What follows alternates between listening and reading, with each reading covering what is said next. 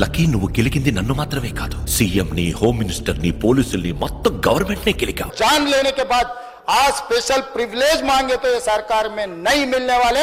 मैं जब तक मैं कुर्सी में रहता हूं तब तक नहीं देता हूं.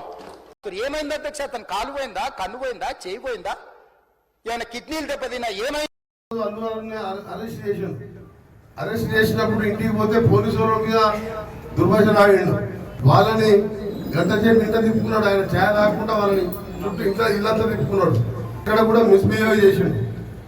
పోలీసు వాళ్ళు పోవద్దన్నా పోయి ఆ మరణానికి కారణమై ఆ పిల్లవాడు బ్రెయిన్ డెడ్ అయ్యి అక్కడ ఉంటే ఆ రోజు రాత్రి హాస్పిటల్కి పోయి చూడాలి. డీసీపీ గారు పోయి బతిలాడి సినిమా రిలీజ్ కాకుండా వెళ్ళిపోవాలంటే కూడా పోడు. వెంటనే అల్లు అర్జున్ గారికి క్షమాపణ చెప్పాలి, ముఖ్యమంత్రి గారికి క్షమాపణ, ప్రభుత్వానికి క్షమాపణ చెప్పాలి. ఈ ప్రభుత్వం ఎప్పుడు కక్ష కట్టదు.